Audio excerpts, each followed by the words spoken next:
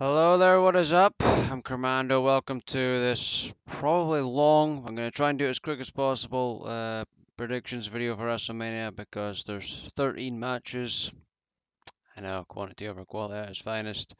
And probably 14 if the one that's not actually been confirmed with Taker and Cena. We'll just talk about it right now because I'll probably forget about it. I've liked what's been going with Cena, and his thing. It does seem very desperate though. That's what I get from it. He seems very desperate for to be on WrestleMania and to face Undertaker. It's like he's saying the craziest and desperate of things just to try and get a match with him. Doesn't look too. He doesn't come off looking well from it, but I've enjoyed it though. I've enjoyed it, and if it does happen, well, I wouldn't be surprised if Cena wins because Taker, it doesn't really matter anymore. He's lost twice now at WrestleMania, so I don't think it really matters. So let's go. We have the first two matches from the pre-show are the Participation Award Battle Royals. That's what they should be called. People were going nuts about the name of the women's one a while ago. Understandably so. I couldn't believe it when it was announced as Fabulous Moolah Battle Royal. I was like, you gotta be bloody kidding me. And then they finally changed it. But that's all these are. They mean nothing. They do nothing for the person that wins it. They're like, oh, Cesaro's went on to be a Raw Tag Team Champion. What? 4 years later? Or fucking Baron Corbin did nothing for a year before he finally became Money in the Bank and US Champion. Or Mojo still done nothing because the booking is atrocious. So they mean nothing. I don't know why people are so thinking about this and like, oh well, this match should be on the show or this match should be on the kickoff show or whatever. It's just a participation award. That's all it is. That's all it boils down to both these matches. So I don't care who wins either of them. And there's my phone ringing dinging. And it won't matter. It won't make any difference who wins it. So I don't have a prediction for either two of them. And then finally, for the pre-show, at least as of now, we have Cedric Alexander versus Mustafa Ali, the finals of the Cruiserweight title. Really enjoyed the build to it. The tournament's been good. The matches have been, for the most part, have been good. I thought sometimes I feel that their matches are too long um, when they could be shorter. That's my opinion. I feel you don't need a long ass match for a match to be good. You can have a shorter match and still be good. Just go look at NXT. It happens all the time. And the perfect example of that is I think it was like Christmas week or something. They had an episode that aired on the USA Network or something in America, and like two matches were like less than 2 minutes long, and they were amazing. So you don't need a long match. I don't know what people's obsession with that is. Like, oh well, AJ and Shinsuke need like 40 minutes to tell a good story and have a good match. No, they don't. No, you don't. But as for this, I don't know. Either of them can win. I feel like Cedric should win because he's had so much chances that have gotten taken away. Like he's supposed to face Enzo, then the match didn't happen. Many times you're supposed to do this, and then it would get taken away. So I kind of feel like he should win. But honestly, either or would be a good choice. And I like that they're actually airing Mustafa's stuff that he's recording on his own, actually airing it on 205 Live. So that's really cool. He's like airing these promos and stuff on Twitter that are really good. It's 205 Live it is improving, but I just don't think it's ever gonna, you know, get to that next level in the time slot that it's in, when it's recorded, where it's recorded. It needs to go the NXT route, in my opinion. Look how popular NXT is. Well, why? I don't understand why Triple H hasn't just done what he's done to NXT to 205 Live. Anywho's, moving on. We have Brock Lesnar versus Roman Reigns, Universal title. I think it would make. I don't think I'd really need to say much about it, but I think we all know Roman Reigns will win this. I'd be surprised if he didn't. But I think it'll be a good match. I like the match at WrestleMania 31 or WrestleMania in San Diego because we can't number them anymore because that makes Vince feel old. Can't have that. No. So I'll go Roman Reigns. And the build has been good. I've liked it. Well, when Brock actually shows up, it's been good. Although the final build for like the WrestleMania was kind of weak. I felt overall, I felt was kind of weak for the final shows. I expected more. They were all just kind of weak, in my opinion. I don't really. I think Roman came back. Oh yeah, the five Superman punches things, and then Brock just got up and F5'd him. Nice selling. So Roman Reigns, and then we move on. We have AJ versus Shinsuke for the WWE Championship. Now, nothing really happened in the build to this up until the last 2 weeks, where I thought it was really good, where Shinsuke sort of faked out AJ when he was going for the Kinshasa, and then tapped him on the head, and then AJ did the same this week. I did like the last 2 weeks, but prior to that, it was just, I'm gonna give you a knee to face. I'm gonna beat you by knee to face. That was the build. But hey, I mean, it's better than one of the matches coming up where it was just video packages for most of it. As for who'll win, I don't know. For some reason, I get a feeling AJ's gonna win. I don't know. I just have this feeling that AJ's gonna win. I don't know if they'll go with Shinsuke. I don't know. Maybe he will win. I don't know. But for some reason, I just get the feeling AJ's gonna win. And then moving on, we have Miz versus Seth Rollins versus Finn Balor for the Intercontinental title. Build to it's been pretty good. It's been solid enough. Um, I don't really remember anything particular about it, but it's been going for a while and it's been enjoyable, I guess. It's been all right. I didn't really, like I said, I don't like these long matches, especially like on a Raw and that. So I wasn't really, a fan of the Seth versus Finn thing. People were like, "Oh, it's amazing," but eh, I don't feel you should be having these long matches, especially if nothing's gonna happen in them. If a lot of it is rest holds, why bother? You be getting something else done. That's not to say that part of the match wasn't good, because it was, but when there's a good chunk of it is rest holds, just no. Now, as for who'll win, I don't think Miz is gonna win. I don't. I would like Seth Rollins personally. Finn winning would be good as well, I guess, but I don't know. I think Seth should win. I think he's just been doing some great stuff recently. Um, and I think if Finn wins, Seth seems they seem to be going with a thing where he's getting like very like pissed off and emotional or what have you about losing. So maybe if Finn won, Seth would go heel, but eh, I don't think that's gonna happen either. So I'll go Seth. I'm pulling for Seth. And then the US title, we have Randy Orton versus Bobby Roode versus Jinder Mahal versus Rusev. Apparently, Rusev asked for his release recently. I don't know if this is true or not, but apparently he asked for his release. But then another thing was said that and that's how he got added to this match, because he was just going to be put into the participation award battle royal. Um, but then the other thing was that he got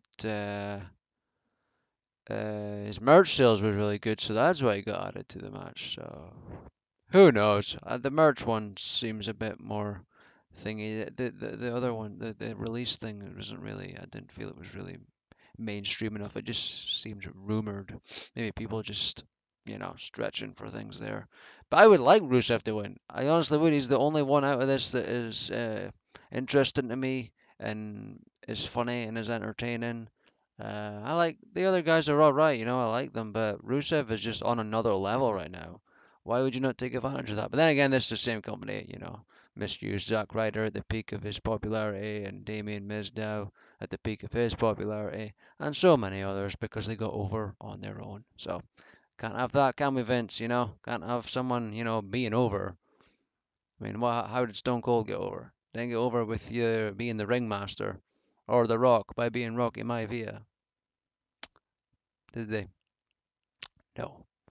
But that's Vince for you. Retarded.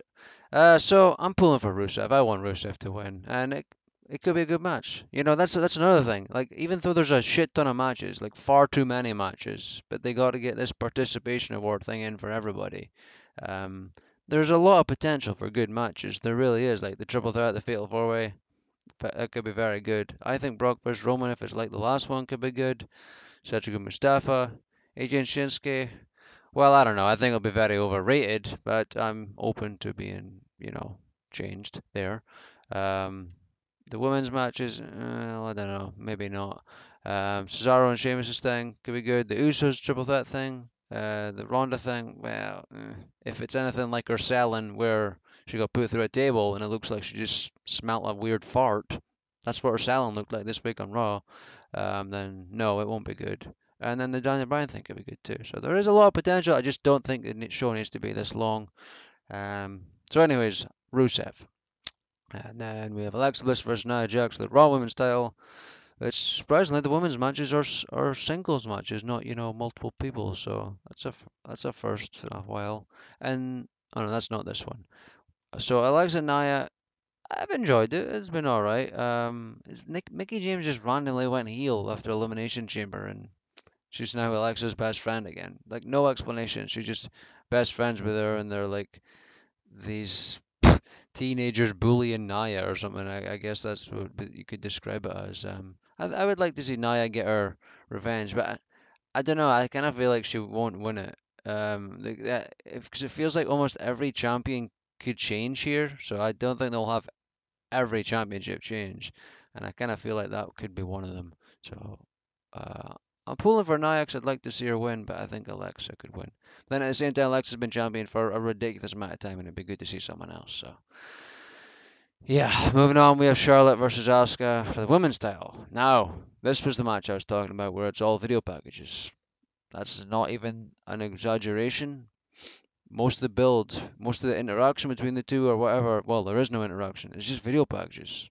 Pathetic. What is this? The Rock versus Cena from a few years ago? Actually, worse than that. It's been almost a video package every week. It's been the build. There's been maybe 2 times where they were beside each other and said anything, and that was pretty pish when that happened. Um, so I would like to see Asuka win, and then Carmella instantly cash in on a beating up Asuka, win, insta heel heat, top female heel in the company, and you don't have Asuka looking weak because she just went through a long ass match where it could have went either way, and Carmella wins. That's probably the best way to end a streak thing like that, in my opinion. So that's what I'd like to see. But I hope they don't ruin Carmella and have her fail or something. Like, there's too much of that, I think. This Money in the Bank's supposed to lead to success. She shouldn't fail, especially as the first one. So yeah, but Charlotte, in my opinion, has been a shit SmackDown champion. Not her fault. She's just been booked like shit, in my opinion. Just doesn't seem like a meaningful champion at all. So that's my thoughts on that. Now we have Cesaro and Sheamus versus Braun Strowman and a surprise partner. Um, Now, when they beat the Revival, I thought that was bullshit. I was like, are you fucking serious? Like, the Revival should have won, and then they should have went on to face them at WrestleMania. But Revival's, just treated like shit on the main roster so far, and there hasn't been a whole lot of chance because they had a couple injuries, but they've been ruined.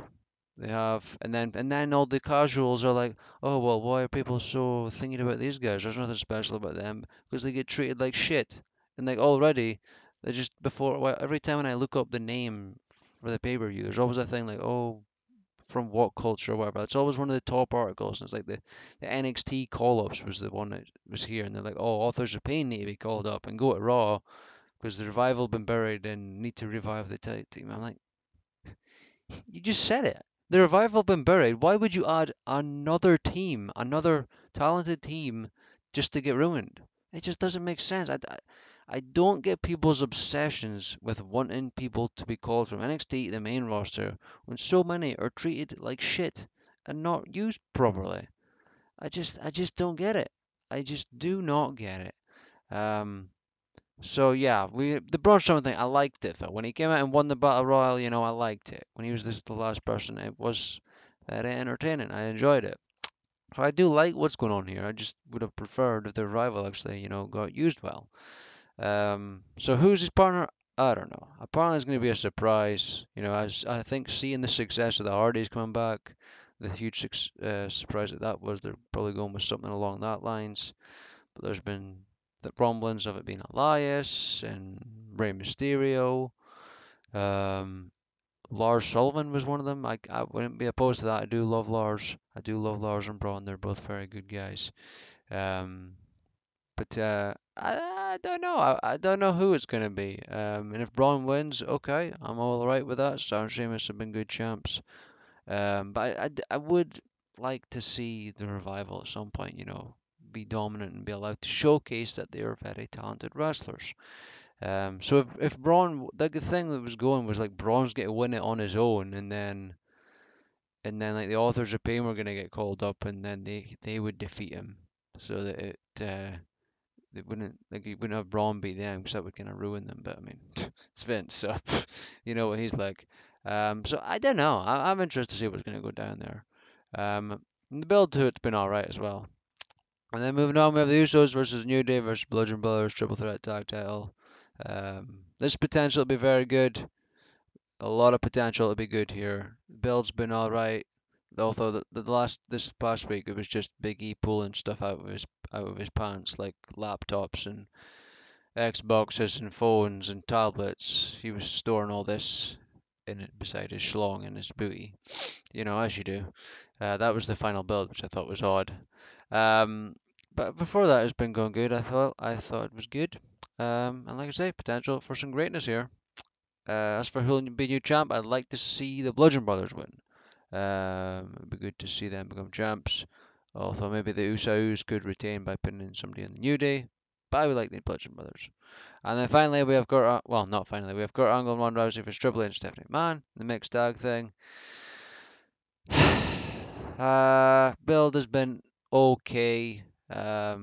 Initially they said, "Oh, Ronda's going to be on every single Raw," and then she wasn't, and it was video packages. Um, which they were okay. A couple of the video packages, I will admit, they were all right. The ones talking about her, and then like Stephanie's workout or whatever. Although I didn't, the Stephanie workout one was kind of boring. I think that was this week or last week. I think it was last week. I don't know. Too much wrestling. It was kind of boring. I thought I was kind of falling asleep at that point. Um, so obviously I would say Kurt Angle and that'll win. But as for being a good match, I don't know. I think it'll be more. It won't be like a technical masterpiece or like an insane match. It'll maybe have its moments or whatever. But I don't know. I don't know. So finally we have Daniel Bryan and Shane McMahon versus Kevin Owens and Sami Zayn. If Owens and that win, they'll be rehired back to SmackDown. So I don't know what will go down there. They said SmackDown. They specifically said SmackDown and not WWE. So if they were to lose, maybe they'll just go to Raw.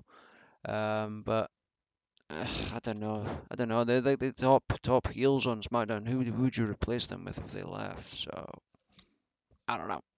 But Daniel Bryan being announced back was very cool. I'm actually wearing his shirt right now, his old Yes shirt. It's rather faded as hell. It's been like that since pretty much since I got it. It didn't really last very long. Like the red bit on the Yes just kind of just made the t-shirt pink. But the build has been good. I mean, it's been going for a long time. If you want to follow this entire storyline, it's been going for a long time.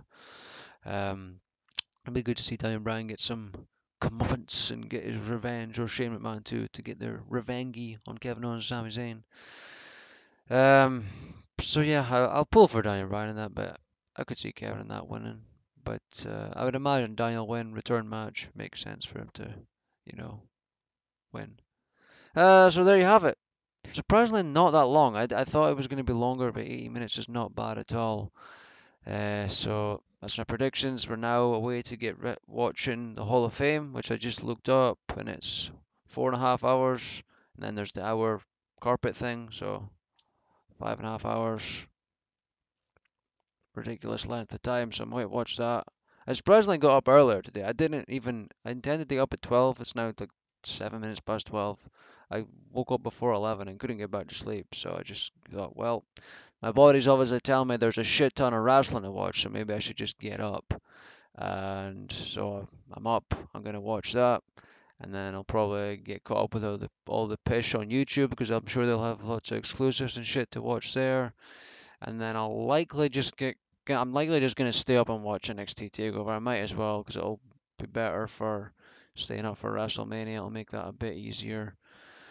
Um, which WrestleMania it's like fucking 7 hours long, and then they got another thing coming up, this Greatest Royal Rumble thing, which is a load of shit, and it's gonna be fucking 4 hours. And then this week they're like, oh, there's a 1 hour kickoff, woo, like acting like this is a good thing. It's not a fucking good thing.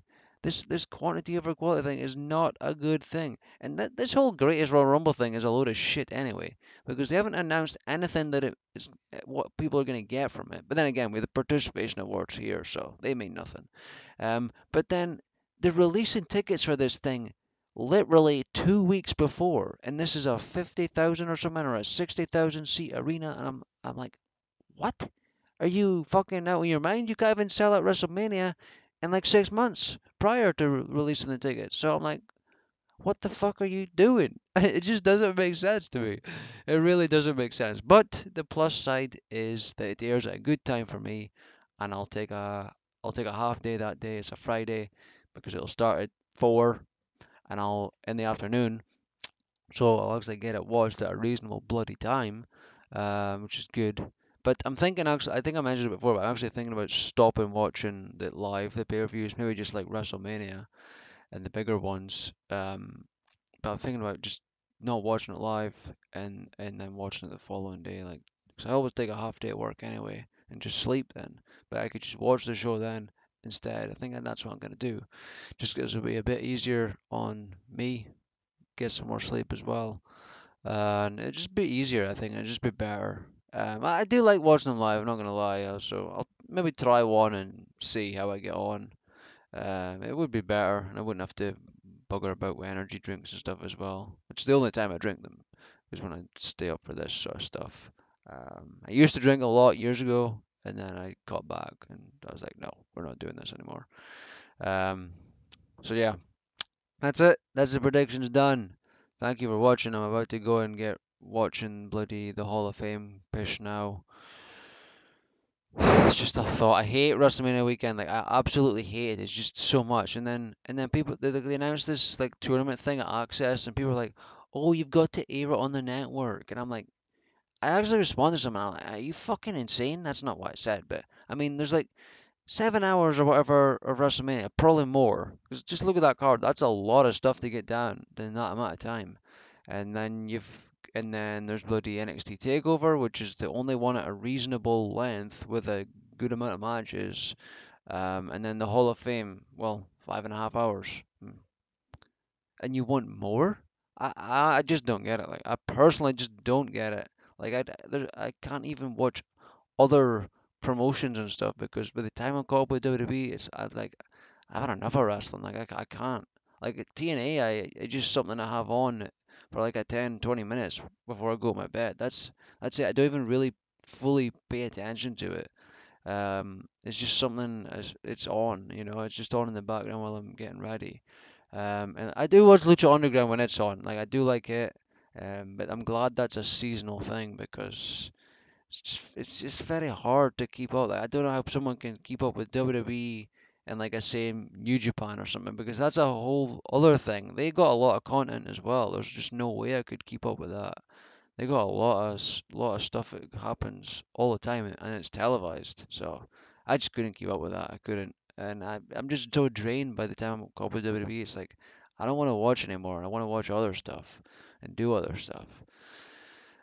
So yeah, I've rambled here and I'm done. So thank you, and I will see you later. Bye.